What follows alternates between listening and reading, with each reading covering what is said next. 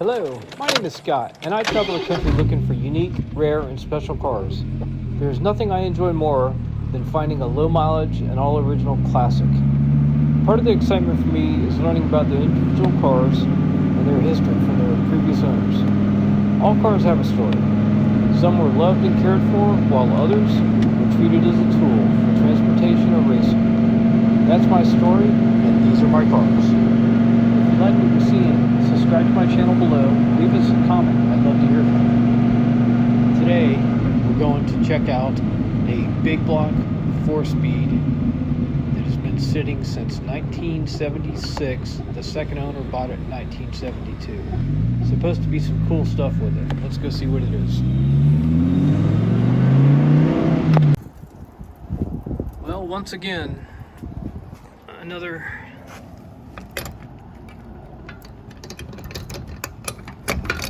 classic car find.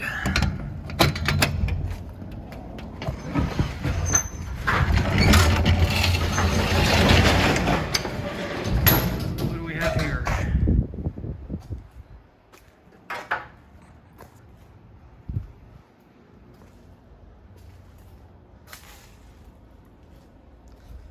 Interesting.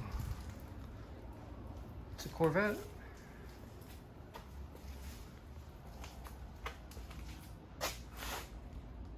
Seen better days. It looks like a fun project.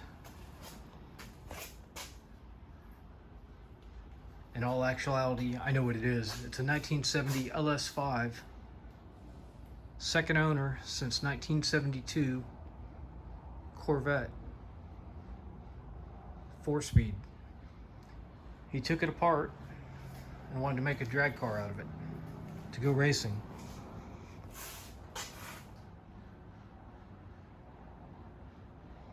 I was in here yesterday and pulled out a bunch of parts already. We got a lot of bits and pieces all throughout the shop. Still left.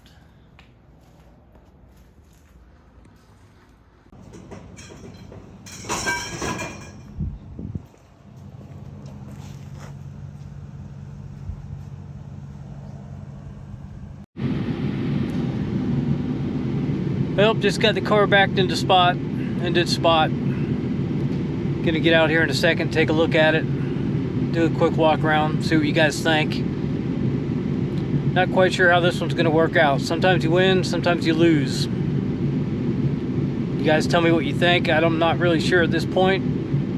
I think as a collection of parts, I'll do all right. As far as a car, it's not looking too promising, but love to hear your opinions. Gonna get out and take a look at it.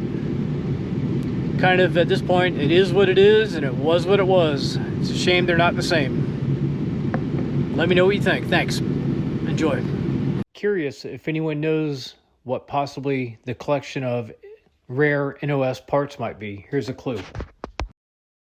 Having a little bit of audio trouble here, but I'll give you a second clue.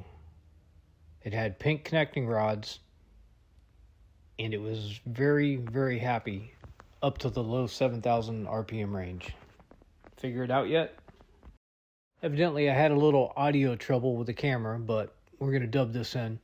So what I was trying to say is, this car was bought in 1972 by the previous owner.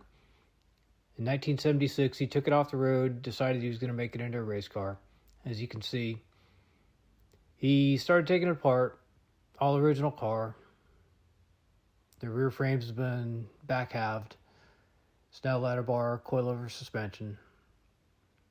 Not a whole lot left to it, but as of today, I guess I'm going to look at it as a collection of parts. Probably going to end up taking it apart. Not really sure. It's a shame, but let me know what you guys are thinking. Should we try to fix it? Should we try to build it? It is still an LS5 with a 4-speed. It's a 2-owner car, but we'll go from there. Let me know. The good thing about it is I ended up with a 1972 issue Corvette title, state of Florida. Let's give you a quick look around and pull the hood off and see some of the stuff he's done up front. I said, it's just sitting on, parts are just sitting on it right now. So Eckler's front end, Eckler's hood. Doors are original to the car. It's just a shame.